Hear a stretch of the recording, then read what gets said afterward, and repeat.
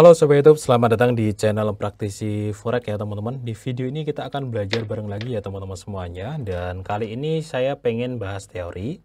Setelah praktek ada teori juga ya. Jadi nanti kita selang-seling seperti itu. Nah, yang pengen saya bahas pada kesempatan kali ini adalah pembalikan harga teman-teman.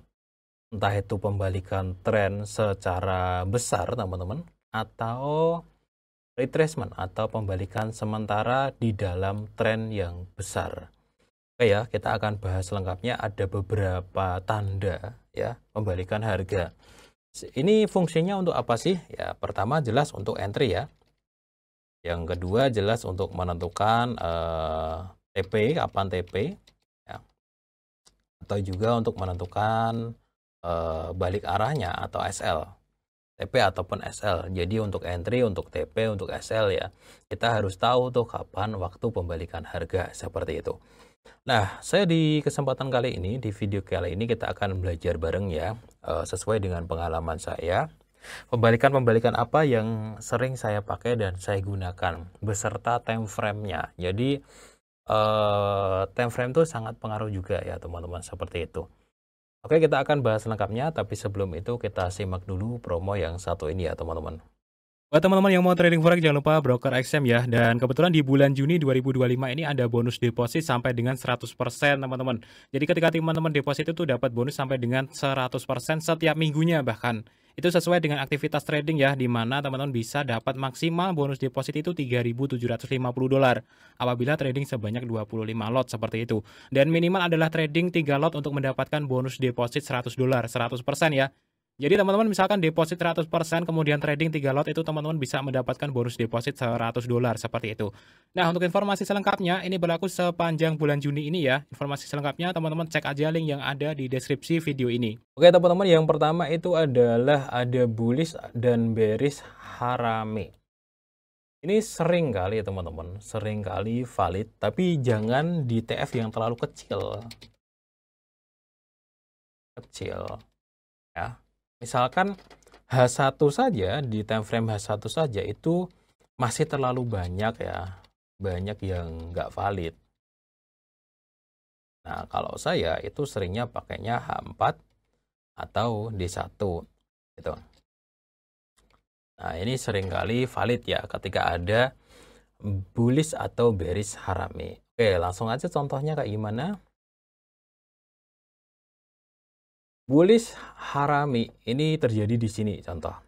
Ya, ini di dalam tren ya. Bullish harame itu yang 3 candle ini loh teman-teman. Turun, naiknya lebih pendek, sebelahnya dibuka naik. Di sini signal buy ya. Paham ya? Kalau bullish harame itu intinya pembalikan, di mana sebaliknya lebih pendek dan apa itu namanya? Sebelahnya dibuka sebaliknya ya. Kalau tadinya turun, sebelahnya dibuka naik.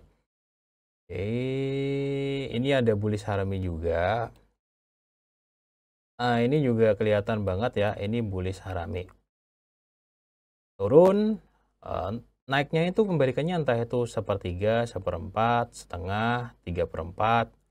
Yang sebelahnya intinya mulai dibuka naik, di sini itu signal buy. Apalagi kalau teman-teman padukan antara bullish harame dengan support resisten.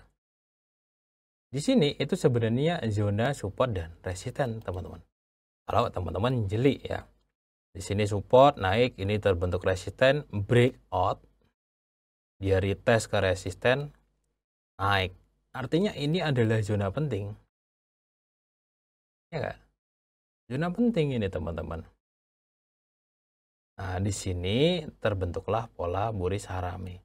Yang tadinya turun, di sini ada pola pembalikan untuk naik. Oke, paham ya? Untuk yang pertama adalah bullish harame. Atau bearish harame juga sama. Bearish harame itu bedanya dia di bagian atas teman-teman. Coba kita cari ya. Contoh kayak gini juga masuk bearish harame. Naik, turunnya lebih pendek, sebelahnya buka turun. Ini signal sell-nya di sini. Dan ini juga dipadukan dengan zona penting juga. Ini masuk teman-teman. Ya, gitu. Ini bearish harame ya. Seperti itu. Kalau teman-teman mau backtest, silakan di backtest. Ini juga bullish harami lagi. Nah, yang kedua adalah engulfing. Bullish dan bearish engulfing. Kebalikannya, hampir kebalikannya dengan harami tadi. Kalau engulfing ini ya, dia candlenya lebih panjang daripada candle yang sebelumnya. Di engulf, diunggulin lah bahasanya. Mana contohnya? Contohnya adalah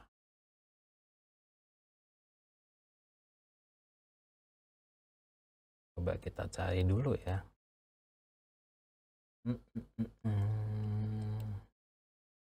Contohnya adalah ini teman-teman, ini engulfing. Jadi naik, turunnya lebih panjang. Ini engulfing. Hati-hati dengan pola seperti ini ya. Bisa jadi itu adalah pola pembalikan. Nah, ini juga turunnya kan segini nih badannya teman-teman, sebelahnya lebih panjang pembalikannya. Ya, ini engulfing. Tapi kuncinya sebenarnya ada di sebelahnya lagi teman-teman. Coba kita cari ya. Nah, ini nih ya. Turun, naiknya sedikit lebih panjang. Kalau yang harami tadi kan setengahnya atau sepertiga bahkan ya. Kalau engulfing itu lebih panjang pembalikannya. Jadi ini setelah turun kan dia balik ya. Turun dia naik lagi. Gitu. Nah, ini juga engulfing nih. Ini ya contoh yang cukup valid. Setelah drop teman-teman, di sini di engulf. Ya, di engulf mulai naik, di retest dia naik tinggi. Makanya di situ hati-hati ketika ada engulfing. Memang kadang-kadang engulfing lanjut lagi juga bisa. Kan tergantung di sini. Ya, kalau bisa sesuaikan juga dengan SNR ya biar lebih valid seperti itu. Ya, ini contoh bentuknya engulfing udah paham lah ya kayak gini tuh. Putar baliknya lebih panjang. Nah, di sini juga saya juga menggunakan time frame yang sama, teman-teman. Kalau bisa di H4 D1. Kenapa seperti itu? Oke ya. Ini di H4 ya, tak kasih contoh kenapa saya pakai H4 D1. Di H4 ini agak jarang teman-teman.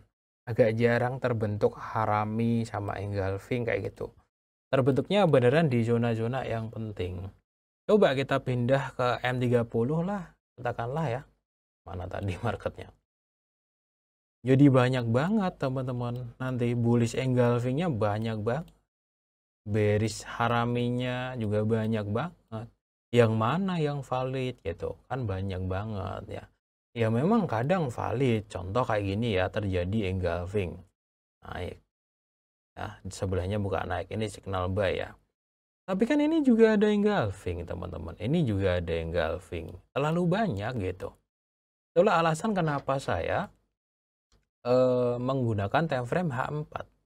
Saya mengeliminasi engulfing yang nggak valid ini gitu ya, menjadi engulfing yang lebih sedikit ataupun harami yang lebih sedikit gitu.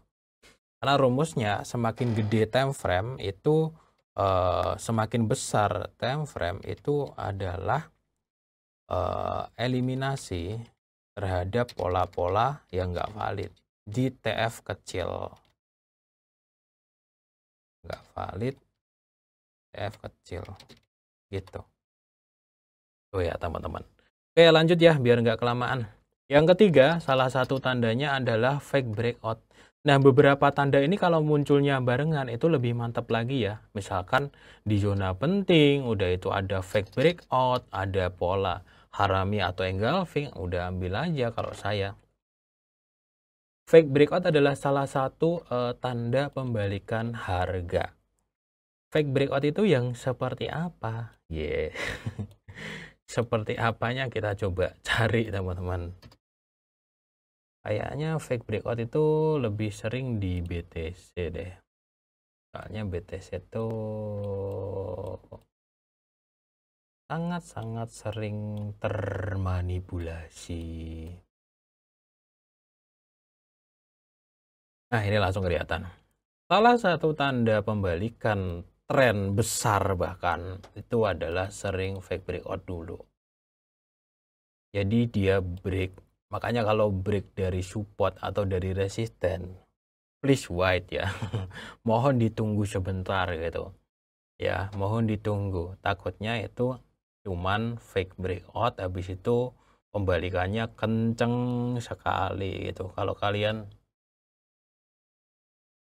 buru-buru masuk buy di sini, salah besar. Ya, kalian, oh ya ini support nih, oh ya ini double bottom nih, ini support, buy.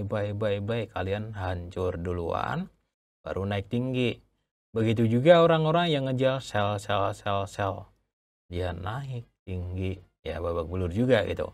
Makanya salah satu tanda pembalikan arah itu terjadinya fake breakout. Dan apalagi fake breakout ditambah dengan pola. Itu bagus biasanya untuk mendeteksi pembalikan arah. Ya. Jadi hati-hati ketika ada fake breakout. Nah, seperti ini. Biarin dia bermain-main dulu, teman-teman. Nanti kita masuknya agak belakangan. Jadi kalau orang-orang yang FOMO, yang suka ngejar-ngejar breakout, biasanya kejebak di situ. Itu adalah tanda ketiga. Nah, tanda keempat adalah zona penting plus doji sama hammer. Nah, kalau doji sama hammer, yang paling bagus dan ideal, nggak terlalu lama juga, paling worth it lah menurut saya untuk trading mingguan, itu di time frame D1. Itu saya sering kali praktek ke teman-teman ya. Praktekin kalau muncul doji, muncul hammer, itu sering banget saya praktekin teman-teman ya. Mana sih doji, mana sih hammer? Ini kelihatan banget ya. Oke. Ini hammer, sebelahnya buka naik, ini signal buy. Signal buy ya. Ini sempat signal sell ya. Kalau SL-nya di sini ini udah dapat nih turunnya. Ya, kalau doji atau hammer itu lihat sebelahnya gitu. Inverted hammer ya, sebelahnya buka naik, ini signal buy, ini signal buy. Ya. Signal sell ya. Ini engulfing yang tadi tuh teman-teman ya. Turun naiknya lebih panjang. Jadi apalagi kalau doji atau hammer tersebut teman-teman muncul di zona penting. Contoh, ini zona support dan demand ya. Dia sudah fake breakout naik, dia muncul doji, sebelahnya buka naik. Di sini waktunya masuk buy. Dan saya pernah buy di sini. Videonya teman-teman cari sendiri. Ya, videonya sudah saya upload di channel ini ataupun di channel Prayoga. Yang jelas ini adalah salah satu posisi saya. Mempertimbangkan zona penting plus doji. Ini seperti doji, seperti hammer ya. Ya intinya pin seperti ini. Pin sebenarnya pin ini sideways sebenarnya. Kalau kita zoom di frame kecil ya. Aduh, saya nggak pakai premium ya. Kalau di zoom di time frame kecil itu sebenarnya itu teman-teman sideways. Pin tadi ya, pin tadi itu sebenarnya sideways. Nah, pin tadi itu ini teman-teman. Jadi setelah pin sebelahnya buka naik ya, ini pinnya tuh ini tadi. Jadi D1-nya kan pin tadi bentuknya ya, di M30 tuh lagi sideways. Setelah dia break, di sini buy. Makanya tadi doji di time frame D1 itu di time frame kecil biasanya lagi sideways. Dan sebelahnya itu adalah tanda keputusan. Makanya tadi coba kita balik lagi ya. Jadi yang M30 kayak gini bentuknya. Di D1 itu nyari lagi deh kalau diubah. Nah, itu tadi coba kita lihat. Nah, ini kan zona sideways-nya kan, pin tadi kan. Kayak gitu. Jadi sebenarnya kenapa sih kok doji sebelahnya naik kok bisa buka buy? Artinya seperti ini. Pada saat doji terjadi di situ, itu market lagi sideways, ya lagi sideways, jual belinya masih seimbang tuh. Apalagi yang bentuknya plus kayak gini. Jadi dalam sehari itu bisa seimbang gitu antara buy dan sell, sempat naik, sempat turun, berhenti di tengah-tengah. Kenapa kok sebelahnya naik bisa buy? Karena di hari selanjutnya ternyata para pelaku pasar itu memutuskan untuk beli, ya. Makanya ada naik sedikit, kita ikutan di situ. Ikutan gitu, baik. Gitu. Sebenarnya ilmu candlestick itu bukan ilmu tebak-tebakan, pola ini ditebak kayak gitu, bukan. Sebenarnya di balik candlestick kita bisa tahu orang-orang pada ngapain. Harusnya seperti itu gitu juga, bukan cuma tebak-tebakan ya. Oke ya. Doji sama hammer paham ya? Doji sama hammer itu, kalau doji itu yang plus-plus kayak gitu bentuknya. Kayak gini juga sebenarnya mirip doji ya teman-teman. Kemudian yang plus banget kayak gini juga doji. Kalau hammer itu yang kayak gini nih, yang palu ya. Entah itu palunya madep ke atas, kebalik, perhatikan di sebelahnya. Ini keputusannya gimana? Tunggu dulu juga ya, kadang-kadang bentuk sumbu. Ya tunggu sampai benar-benar oke, fix ya, kita masuk di situ. Kemudian zona penting dan candlenya di time frame yang agak gede. Kemudian tanda pembalikan yang cukup valid yang kelima adalah multi time frame sinkron. Artinya apa? Teman-teman cek di beberapa time frame ya, sesekali gitu. Jangan cuman berpatok pada time frame kecil gitu. Jadi teman-teman cek multi time frame. Misalkan ya, H4 ada pola pembalikan, D1 pola pembalikan juga, W1 pola pembalikan juga. Itu akan lebih banyak mengundang para pelaku pasar untuk masuk sebaliknya di situ, teman-teman. Makanya multi time frame sinkron gitu. Ketika teman-teman lihat di support major atau support gede ya, dalam artian support yang benar-benar kuat kayak gitu, kalian cek multi time frame-nya gitu ya teman-teman. Itu tadi ya teman-teman beberapa hal yang bisa saya sampaikan tentang pembalikan harga. Tapi sekali lagi teman-teman, di dalam dunia trading itu selalu mungkin. Artinya selalu ada probabilitas. Kapanpun ya, itu bisa naik dan bisa turun. Kapanpun. Apalagi kita yang cuma pakai uang kecil. Ya, kalau orang ya mungkin punya segini ya, mungkin dia bisa gitu nentuin arah. Dolar lagi. Lah kita gitu, yang cuma punya katakanlah dolarnya tuh cuma ribuan dolar. Paling banter ya saya yakin yang nonton ini tuh puluhan ribu dolar. 10.000 kayak gitu. Yang 100.000 dolar saya yakin nggak bakalan nonton di sini gitu. Jadi selalu mungkin teman-teman, kapanpun bisa naik bisa turun, dan market itu tidak ada batasnya, tidak terbatas. Siapa bilang ketika di support pasti naik ya, support tertinggi pasti turun? Enggak juga ya, contohnya sekarang ini gitu. Siapa bilang pasti turun gitu kan? Nyatanya naik terus gitu. Jadi tetap pesan saya adalah manajemen resiko itu nomor 1 ya. Biar teman-teman nanti panjang umurnya, panjang umur akunnya ya teman-teman. Jadi kalian nanti bisa sambil terus belajar mendalami market ya. Kalian pasti nanti akan mendapatkan momen-momen di mana kalian tuh panen ya, pasti. Kalau akun kalian awet, itu kalian akan menemukan momen panen ya. Tapi kalau akun kalian nggak awet ya, itu belum waktunya, ya udah ini duluan. Itu ya teman-teman ya.